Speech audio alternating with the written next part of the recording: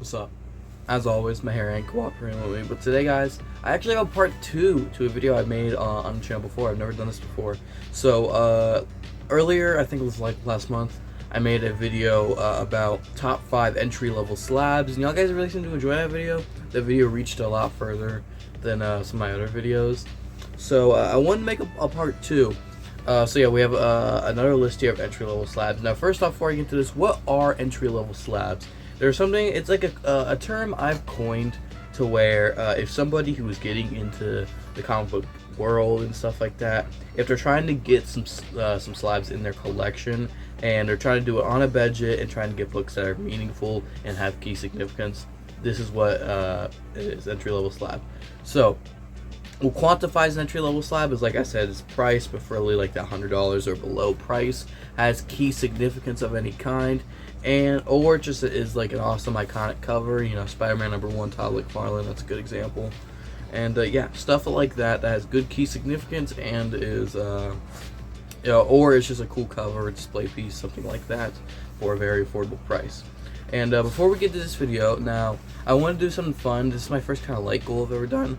So if this video reaches, let's say, 35-40 likes, I will do a part 3 with suggestions, using like suggestions from people in the comment section down below of this video. So if there is a certain book that you think should be on this list, let me know in this comment section down below, and I might pick your comment for an entry list on the part 3. So yeah, let's get into the video.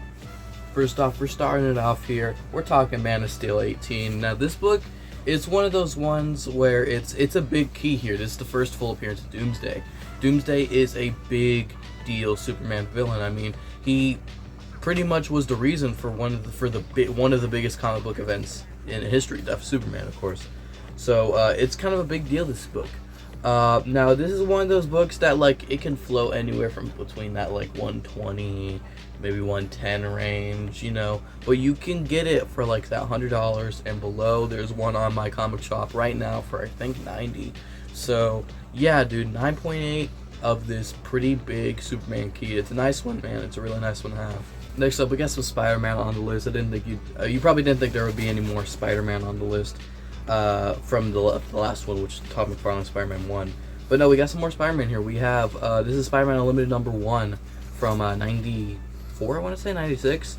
Not only is this a #1, so it has a little bit of value because that is also a first appearance of Screech, who is a minor Spider-Man villain.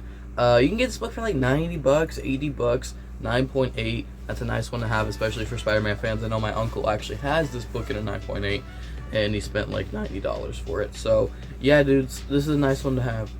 Next up on the list, I was actually looking at this book last night, and I couldn't believe how low the price was. I think this book should be a little bit more. I think it's kind of a big deal book, but it's actually not.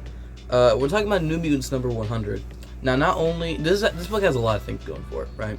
So not only is it a milestone issue, it's the 100th issue of New Mutants, it's also the final issue of that run. So it's the milestone issue as well as the final issue. It also has the first full appearance of Shatterstar, minor kind of X-Men related character. But most importantly, it is the first appearance of X-Force, which that is a bit of a nice key there, not gonna lie.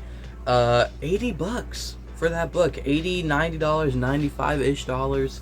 You can get that book for, man, and I was actually really surprised. I really do want to get that book at 9.8 now, because I like X-Force a lot. I'm eventually trying to get, like, let's say 1 through 50 of X-Force. So yeah, that'd be a really, really nice one to pick up for me personally. I know a lot of other people would be happy with that book. Next up, we got a little bit more DC action. I'm talking Shadow of the Batman #1. Everyone knows this one. So Shadow of the Bat #1 not only is a #1 in I think it's 4 or 5 issue miniseries. It does also have 2 first appearances in it. I think the first appearance of Jeremiah Arkham, super minor Batman villain, but more importantly, his first appearance of Victor Zsasz, who is definitely a more notable Batman villain. He's not, you know, a crazy villain, you know, somewhere on the lines of like the Riddler or Two-Face, not like one of those super popular characters, but he's definitely a pretty a prominent Batman villain. So that's definitely a nice one to have. $70, 70, 80, maybe 90 on the high end. Yeah, man, that's a nice one to have, man, especially if any Batman fans are watching. If you don't have that book in 9.8, or don't have that book in general, that's, you know, maybe something to consider, dude. 9.8 of that book, $80, not bad. Alright guys, so last time I made my part 1. The last entry on the list was not a single book. What I said was pretty much any modern book, and that still is true. Like most modern books you can get for like below $100, and you can find some great stuff with that. So this one we're gonna do something similar. So I want to talk about reprints and facsimiles. So not only are reprints cool because it makes you feel like you have the book when you really don't, because let's be honest, none of us out there are going to have an Action Comics 1. No one out there has a Detective Comics 27. We're not millionaires. We don't have these kind of books, dude. But reprints of those books are stupid cheap. I'm talking like $60, $70, at the most $80 and below. Yes, that's right, guys. At the most $80 and below for a bunch of reprints. And I'm talking reprints of Action Comics 1, Detective Comics 27, FF1, X-Men 1, you name it. Now there are some exceptions out there, like the Golden Records 1966 reprints of FF1, SpiderMan 1, and Avengers 4. Those are actually worth kind of thousands of dollars, but you know, they're from the 60s.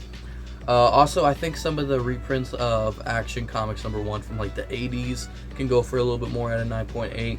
But like modern reprints, modern facsimiles, dude, $50, $60. It is super, super cheap, especially, and they're really good wall hangers. I think the only exception for like a modern facsimile that might be worth a little more is Amazing Fantasy 15, just because the popularity of Spider-Man. So that book might be a little over $100 actually. But most things, you know, X-Men, Fantastic Four, Green Lantern, Batman, Superman, any of those, $70, $80 at the very most, $80 at the very most. So yeah, guys, that's the list. Again, let me know what y'all guys should be think should be on the list in the comment section of this video, and if we get to that 40 like goal, 35, 40 like goal, I'll make a part 3 using only the suggestions from the comment section down below. So yeah, guys, let me know what y'all guys think of this video. Like, comment, subscribe, share around the video too. That'd mean a lot to me.